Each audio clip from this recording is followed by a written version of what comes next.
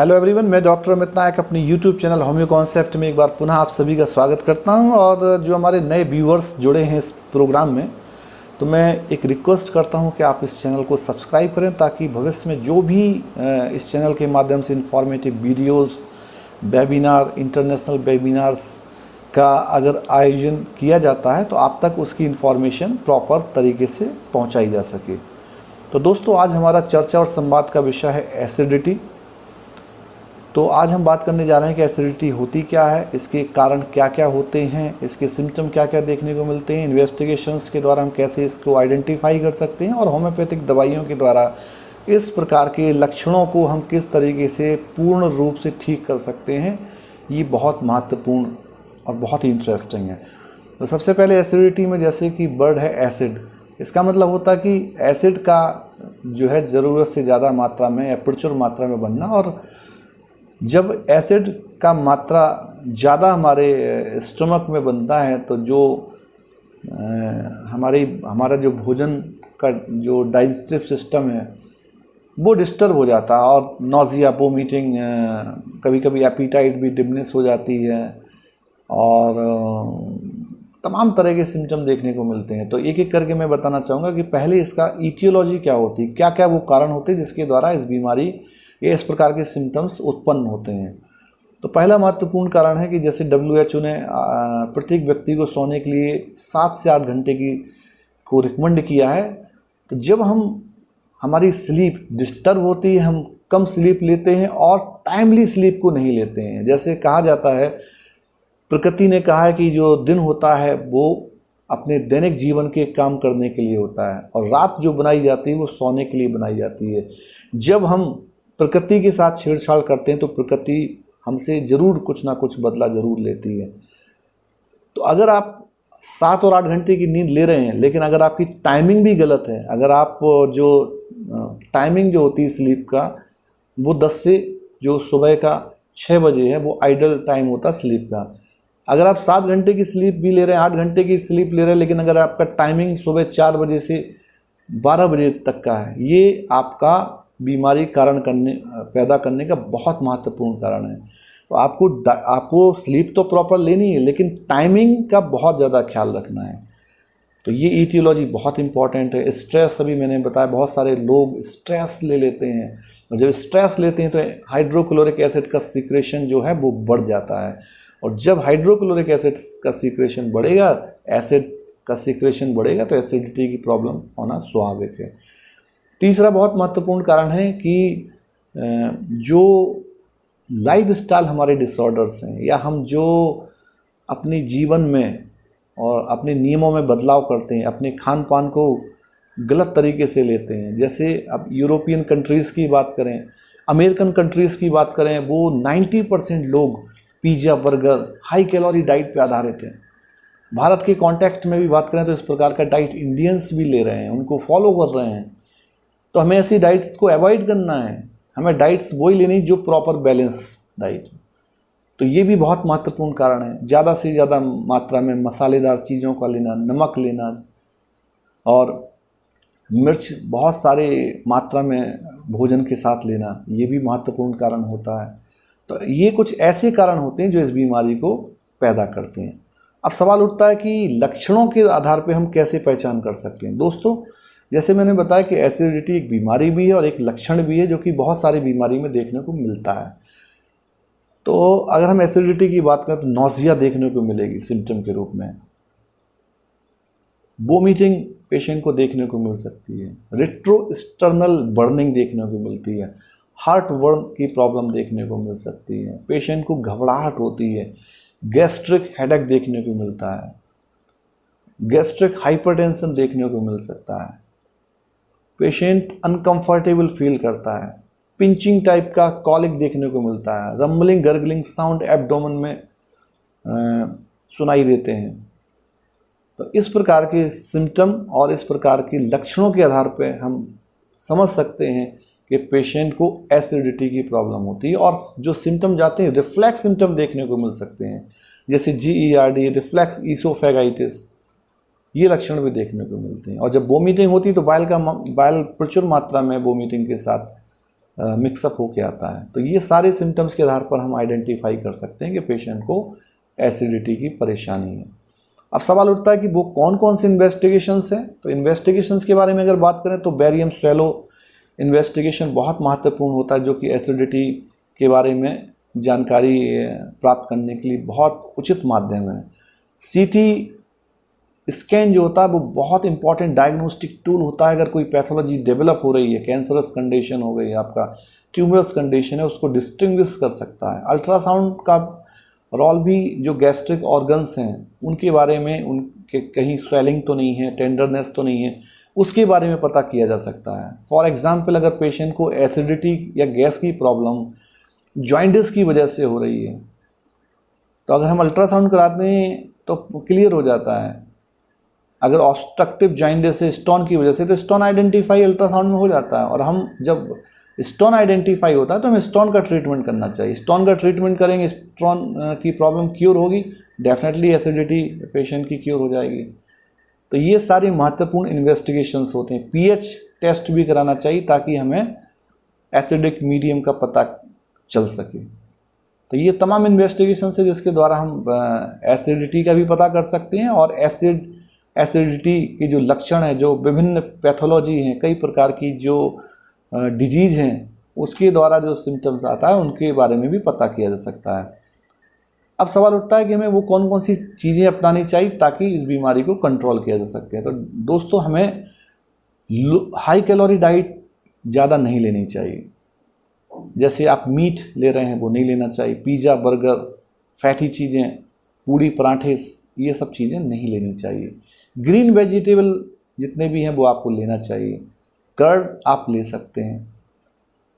तो ये डाइट के बारे में है। और अगर आपको स्लीप जो लेनी है, जैसे मैंने बताया कि आपका जो आइडल ट्रीटमेंट है वो 10 बजे से लेकर सुबह 6 बजे तक है, तो आप इसी टाइम में स्लीप लेने की कोशिश करें। स्ट्रेस को अवॉइड करना है। स्ट्रेस बहुत इंपॉर्टेंट कारण है। तो छोटी छोटी सी बातों पे स्ट्रेस लेने की आवश्यकता नहीं है। आज का परिवेश ऐसा है कि लोग बहुत सारी चीज़ों को सोच रहे हैं और उनसे ये बीमारी का जन्म हो रहा है। तो हम इन चीज़ों से बचना चाहिए कि हम छोटी छोटी बातों पे इतना दिमाग पे इफ़ेक्ट हमारे नहीं पड़ना चाहिए ताकि हमारी सोच में दिक्कत हो और इस प्रकार की बीमारी को जन्म हम दें। नशा वाली जो चीज़ें हैं, चाहे वो अल्कोहल हो, चाहे निकोटीन हो, गुटखा, पान, बीड़ी, सिगरेट, इन सारी चीज़ों को हमें त्यागना पड़ेगा। अगर हम इन चीज़ों का सेवन करेंगे तो गैस्ट्रिक प्रॉब्लम बनी रहेगी, गैस्ट्रिक प्रॉब्लम ठीक नहीं हो सकती है। तो इन सारी चीज़ों को हमें ठीक करना पड़ेगा। हमें बैलेंस डाइट लेने की ज़रूरत है जिसमें प्रॉपर प्रोटीन हो, कार्बोहाइड्रेट हो, विटामिन्स हो, मिनरल्स हो। ये नहीं कि केवल आपका फैट और कार्बोहाइड्रेट ही हो। तो ये डाइट की चीज़ें भी हमें अपनानी चाहिए दैनिक जीवन में ताकि हम इस प्रकार की बीमारियों को प्रिवेंट कर सकें, उनको जो है उसको रोक सकें। अब बात करते हैं कि होम्योपैथी के माध्यम से हम किस तरीके से इसको क्योर कर सकते हैं। तो दोस्तों, मैं बताना चाह रहा हूँ कुछ होम्योपैथिक दवाइयों की जिसके द्वारा हम इस बीमारी से और इससे पैदा होने वाले सिम्टम्स को ठीक कर सकते हैं। तो एक होम्योपैथिक रेमेडी है जिसको बोलते हैं एसाफेटिडा, जो हींग से बनती है। और आयुर्वेदिक डॉक्टर हींग, देखा होगा, हींग की गोलियां देते हैं एसिडिटी के लिए। तो होम्योपैथी में भी हींग से जो मेडिसिन बनती है उसको एसाफेटिडा बोलते हैं। और उसके सिम्टम भी बहुत ही अनकॉमन पैक्युलर हैं। आपने देखा होगा कि जो पेरिस्टल्टिक मूवमेंट है हमारे भोजन को डाइजेशन में मदद करते हैं, लेकिन इस मेडिसिन में जो होता है वो जो पेरिस्टल्टिक मूवमेंट होते हैं वो रिवर्स हो जाते हैं। तो ये बहुत अच्छा काम करती है अगर हमारा डाइजेशन रिवर्स पेरिस्टल्टिक मूवमेंट की वजह से डिस्टर्ब होता है। और एक सेंसेशन होता है टिपिकल, एक कंडीशन होती है जिसको ग्लोबस हिस्टेरिकस बोलते हैं, जिसमें ऐसा लगता है कि hard boiled like structure ascend कर रहा हो from cardiac end of the stomach to the oesophagus. ये बहुत इंपॉर्टेंट सिम्टम देखने को मिलता है। जब कभी भी ऐसी समस्या या ऐसे सिम्टम्स देखने को मिलते हैं, हम ये दवाई के बारे में सोच सकते हैं। सेकेंड इंपॉर्टेंट रेमेडी चाइना, जहाँ पे पेशेंट कहता है कि थोड़ा सा भी खाता हूँ और ऐसा लगता है कि गैस बनना चालू हो गई। Each food particle converted into the gas after eating and drinking, बहुत इंपॉर्टेंट है। Craving for sour food and sour drinks, और जब आप पेशेंट को देखते हैं जैसे नगाड़ा होता है, टिम्पैनिक एब्डोमेन, ऐसा फूला हुआ पेट आपको देखने को मिलता है, वो चाइना में होता है। और अगर पेशेंट से आप पूछ रहे हैं क्या खट्टी डकार आती है कि नहीं आती, पेशेंट कहेगा आती है, लेकिन आप कहेंगे कि डकार से आराम लगता है, पेशेंट कहेगा नहीं लगता है, वो चाइना है। कार्बोवेज एक बहुत अच्छा मेडिसिन है जिसमें लोकेशन का बहुत बड़ा रोल होता है। पेशेंट कहता है कि पेट के ऊपरी भाग पे हमें गैस्ट्रिक प्रॉब्लम देखने को मिलती है, बहुत घबराहट होती है, बहुत परेशानी होती है, और पेशेंट कहेगा I want to fanning with a close distance. या फिर आप जब कभी भी ऐसे पेशेंट देखते हो कि वो रेस्टोरेंट में उनको जब देखो तो वो एसी के सामने या फैंस के सामने वो सिर रख के अपना या अपनी बॉडी को रख के वहीं पे बैठ जाते हैं, वो कार्बोवेज के पेशेंट होते हैं, because they want fanning with a close distance. और जब आप इंटरेक्ट करते पेशेंट के साथ तो पेशेंट बोलता है कि मुझे पासिंग फ्लैटस से, मुझे इरेक्टेशन से टेम्परेरी रिलीफ लग जाता है, वो कार्बोवेज होता है। बहुत इंपॉर्टेंट मेडिसिन। लेकिन लोकेशन बहुत इंपॉर्टेंट है जहाँ पे गैस एब्डोमेन की अपर पार्ट पे बनती है। लाइकोपोडियम बहुत इंपॉर्टेंट मेडिसिन है जहाँ प्रैक्टिकली पेशेंट कहता है कि भूख बहुत लगती है, canine hunger, but a few mouthful flip to the throat, थोड़ा खाता हूँ गले तक भर जाता है। ये बहुत एबनॉर्मल अनकॉमन पैक्युलर सिम्टम है। गर्म खाना खाता है, अगर उबला हुआ खाना खाता है वो चैलिडोनियम हो जाती है। ये बहुत इंपॉर्टेंट है। Most of the gastric complaints aggravate between 4 to 8 PM।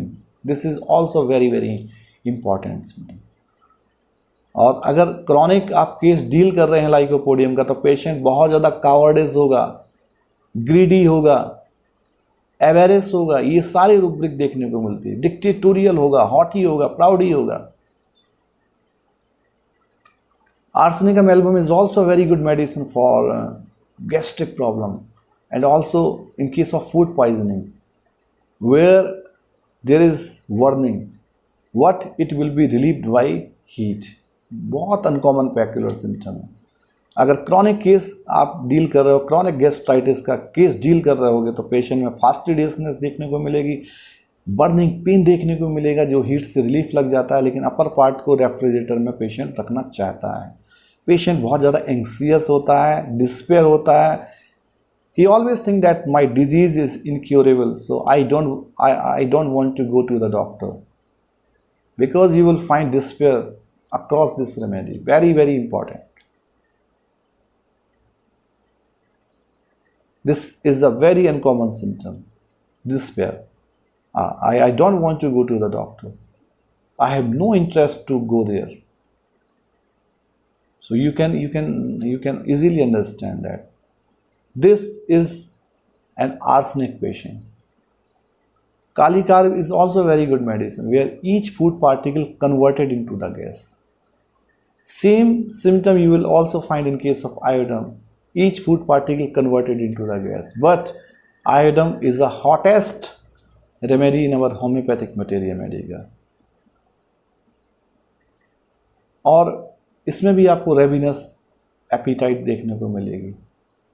It's a very very important remedy. Mag carb is also very good medicine for gastritis and diarrhoea, जहाँ पे पेशेंट कहता है कि थोड़ा दूध वगैरह ले लेता हूँ मुझे गैस्ट्रिक प्रॉब्लम हो जाती है, डायरिया हो जाता है, बहुत अच्छा काम करती है। Nux vomica is also very good medicine for the gastritis just because of constipation या सीडेंट्री हैबिट। अभी मैं आपको बता रहा था सीडेंट्री हैबिट। तो जब इस प्रकार की वजह से अगर गैस्ट्राइटिस होती है तो नक्स वोमिका का बहुत अच्छा काम है। Sulphur is also very good medicine for the gastritis and you will find painful constipation but painless diarrhoea. But my dear friend, you will find burning pain anywhere or everywhere. This is very very important, which you will find in case of sulfur. Sorinum is very good medicine where you will find offensive flatus, very offensive flatus. ये psorinum में देखने को मिलता है। दोस्तों बहुत सारी medicine है जिसके बारे में मैं बता सकता हूँ, लेकिन होम्योपैथी में आप कोई भी मेडिसिन किसी भी केस में दे सकते हो, because homeopathy believes on the totality of symptoms. Homeopathy believes on the constitution. So it doesn't matter which medicine you would like to prescribe. The matter is that how you are prescribing homeopathic medicine. This is very very important. तो उम्मीद है कि आपको यह video ज़रूर पसंद आया होगा, और अगर यह वीडियो आपको पसंद आया होगा या आया है तो इस वीडियो को ज़्यादा से ज़्यादा लोग लाइक करें, शेयर करें, सब्सक्राइब करें, आम जनता तक इस वीडियो को पहुंचाएं, क्योंकि यह ऐसा वीडियो मैंने बनाया है कि जो एक आम जनमानस भी इस चीज़ को सुन सकता है, उसको समझ सकता है, इसके लक्षणों को जान सकता है, और होम्योपैथिक मेडिसिन की लेकिन एप्लीकेबिलिटी जो है वो मैं रिक्वेस्ट करता हूं कि होम्योपैथ डॉक्टर से ही इसके बारे में समझें, और इस मेडिसिन के किस तरीके से लेना है वो डॉक्टर से परामर्श करने के बाद ही आप लीजिए। बहुत बहुत धन्यवाद आपका।